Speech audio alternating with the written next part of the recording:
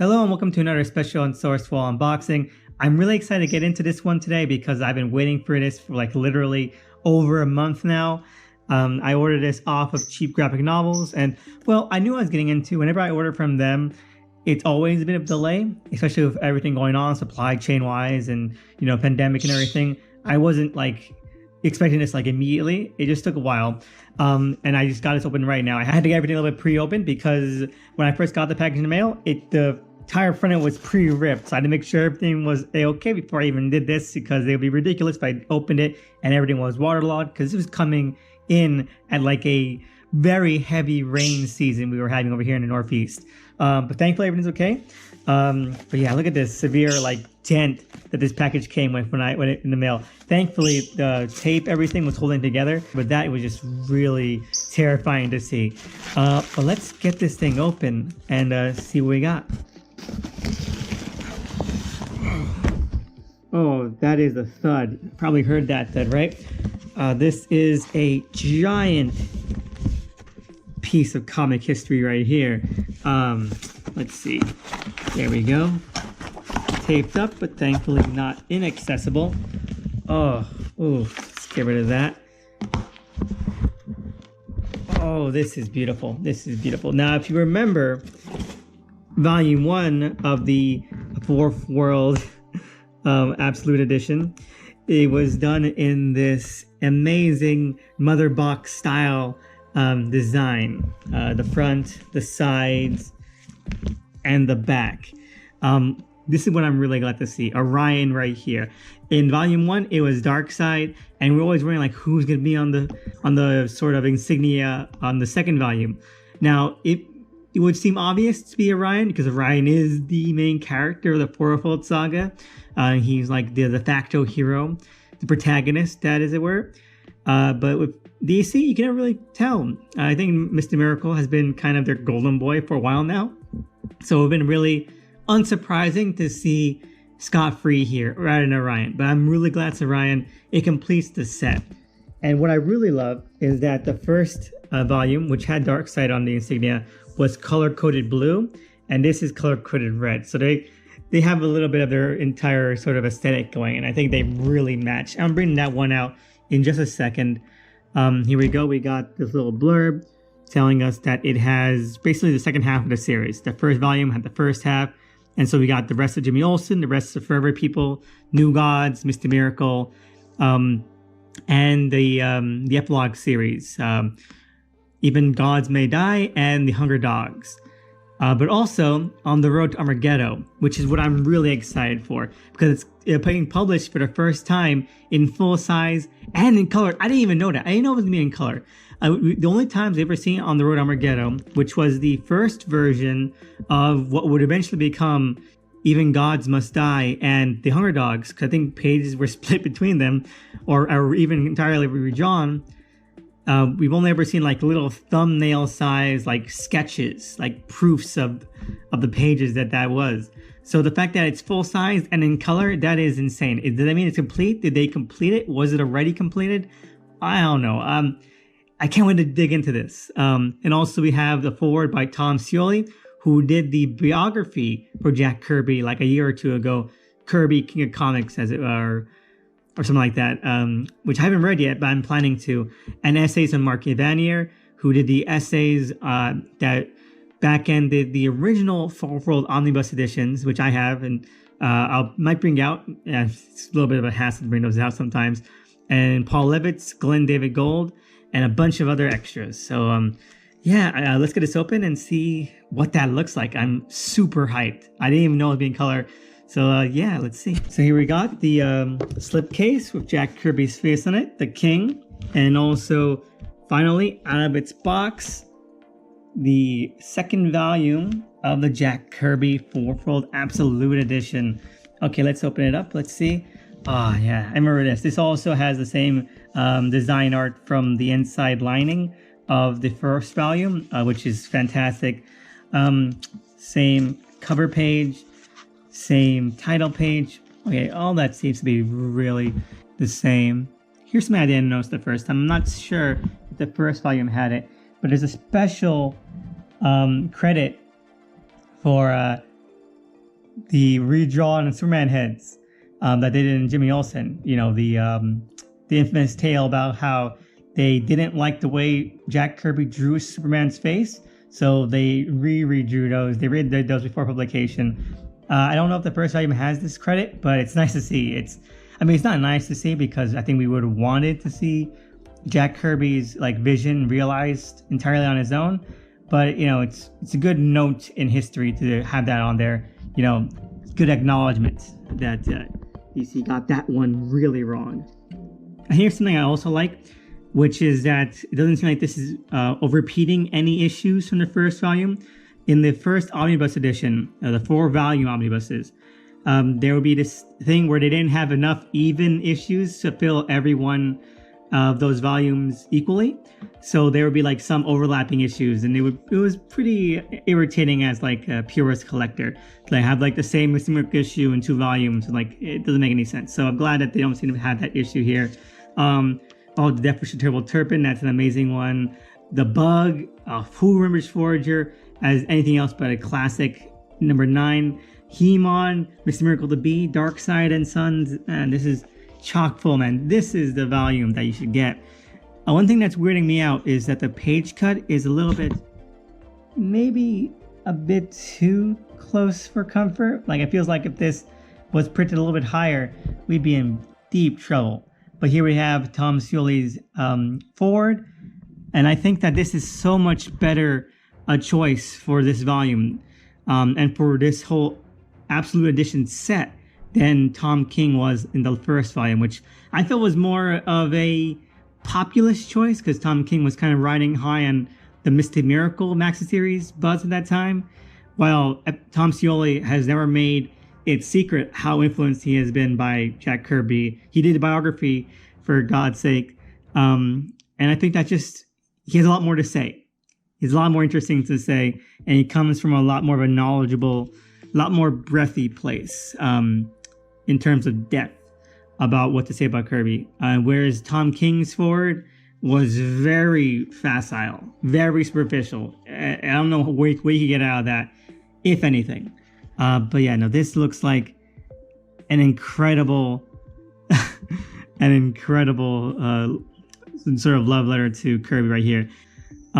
He reads On the Road to Armageddon finale, even though that became split up into Even Gods May Die and Hunger Dogs. He recommends splicing these pages together. You know what?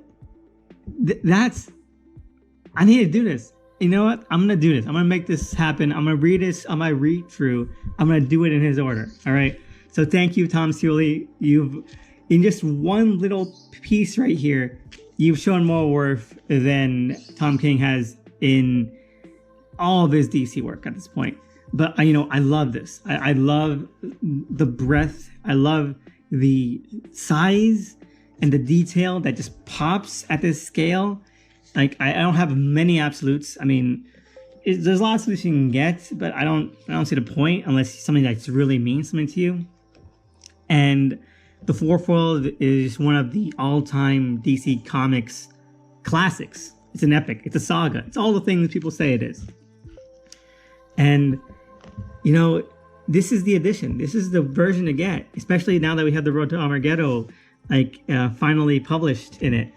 And even though there is some slight recoloring, some slight digitalization of coloring, nothing as bad as DC can get. I think we all know the horror stories of what happened to Alan Moore's Swamp Thing when that got recolored. And these are just a little more exaggerated colors, a little more flat than the regular colors were. It still works. I think that people have these sort of misgivings about, the coloring and the inking that some of the inkers on this series would do, like Coletta, for example. But I think Kirby always had like such a strong line presence and drafting sort of mindset that even that kind of stuff, it always was able to show through whatever sort of hatchet job DC would have it undergo. And this is a beautiful book. This is, oh my God, this is insanely gorgeous. But let's get to the main attraction here. I can't put it off any longer. Now, if we're gonna be going through all these pages, we'll be here all day. Let's see. Oh, this is perfect. Oh, look, perfect. This is amazing. Just having these covers at this scale. All right, so here's Even Gods Must Die. That's what it's called.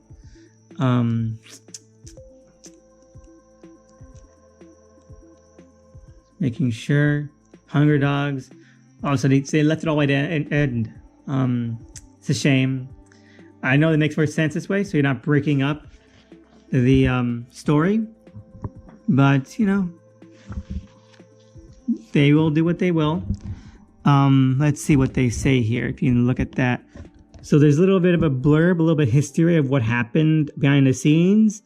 We have also included 2 pages illustrated by Kirby and Mike Royer in preparation for the Hunger Dogs graphic novel.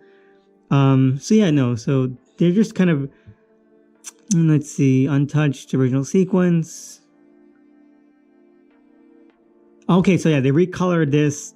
They basically kind of rebuilt it from scratch using stuff from the originals pages, stuff from what was completed for Even Gods Must Die and the Hunger Dogs. Oh my God, this is incredible. Like, the original drafts and original kind of pencils for this have been widely available. So like, it's going from that to this to like this fully realized like vision for what the finale would have been, at least the first part of finale, because it wasn't finished. It was kind of discarded. Is incredible. This is lovely. And I guess that's it. It's a shame. Because it was only like basically the first half of what eventually became like the Hunger Dogs and Even Gods Must Die. So it wasn't everything. This is wonderful. This is beautiful. It's like this. But let's look at the back matter. Here we go. You can look at some of his original Superman faces. It's not that bad. I don't know why. I don't know why they got up in their arms about it. Superman still looks pretty good. And more cover pages. Toy designs. Okay, now this is really funny. Now, the sequel series to the Fourth World Saga, which I could leave or take, was the Superpowers line, which was part of like the Super Friends cartoon, and Kenner's own like DC Comics figure line.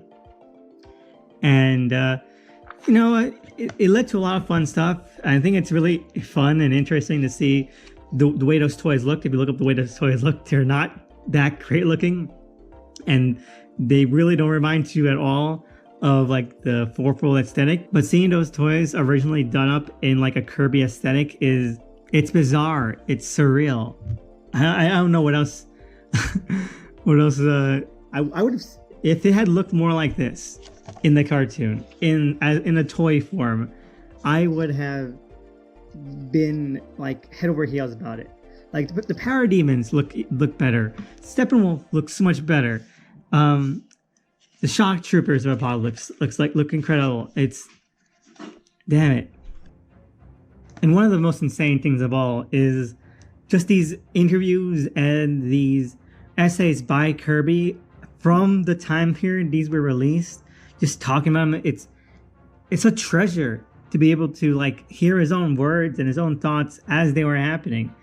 And I really value that. And that's worth this weight in comic art at this point. Because like I said, these are a pretty penny, at least right now. I think like in a year or two, you can pick these up for like $90 each. But also you get the afterwords from the original 4-volume omnibus set and the complete omnibus set, which is good because I'm a completionist and I would have felt slighted if they didn't have these, especially since Mark Evanier had some really finite things to say in the 4-volume set that I think still hold true. So, that's also really fun. But I did want to bring out, just because I told you I would, the original first volume of the Absolute Edition, which came out like 2 years ago. 2 years ago. So I'm glad I still have it in like pristine condition. Because, these two are insane. And let me see. It's hard to get this on camera. Let me get you a shot of this. But yeah, the second volume is thicker than the first. I'm guessing that's because of all the added back art and essays and the complete, fully finished On the Road to Armageddon, which I still am super over the moon about. But that's fun. That's really fun. Now, I would also bring out the complete omnibus and the 4-volume original omnibus set, but I feel like that would break the table just by how much art and pages there are on those. So if you remember and you go back to my original review of these, you can see how those scale with that. And the fact of the matter is, it comes up pretty even. Like, you are getting the basic amount of pages per set. So you're not being truly ripped off if you get one over the other. Again, like, these would together be equivalent to the omnibus, which would be equivalent to the 4-volume bus set. So, if you really want like the complete, like, On the Road to Armageddon and the essays and everything in one package, or at least 2 packages, then the 4-fold Absolute Editions are the way to go. But honestly, you're not missing out on a story basis. And of course, there's also going to be the box sets of the trade paperback editions later this year, which I honestly might get, because if you can't tell, I have like 4 versions of this story in different editions already, and the paperbacks have been on my to-get list.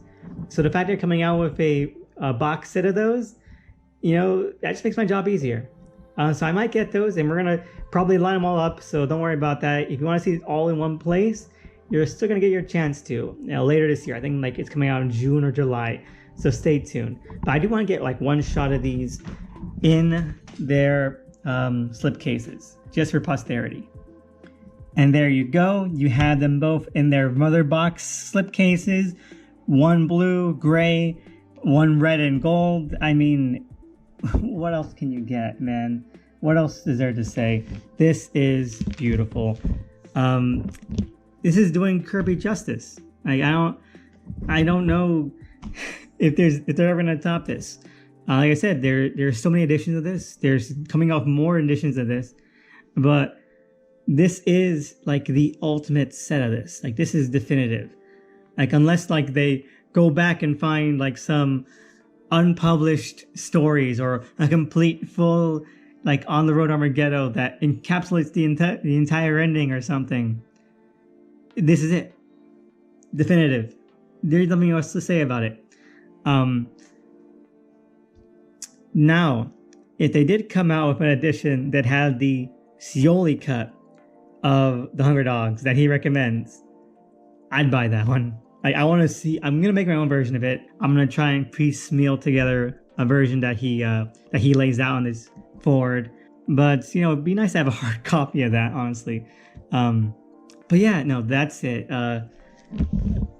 That's the DC Absolute Edition 4th World Saga Volumes 1 and 2, and I couldn't be happier. Like I said, I think you can get Volume 1 for like $90 now. Volume 2 goes for like $150 retail, but in stock trades and cheap graphic novels, you can get them for like $90 to $100, which is a good price, but you might have to wait. I waited a month for this, but it was worth every second. I'm just really, really happy, So props to the king here, may he rest in peace. And let me know your thoughts. Like, are you picking these up? What editions of the 4th World Saga do you have? Do you plan to get? And what are your thoughts on the saga as a whole? So yeah, like, comment, subscribe. Let me know your thoughts. And as always, see you again next time. It was really fun opening these up for you here. But yeah, have a great one and be safe out there.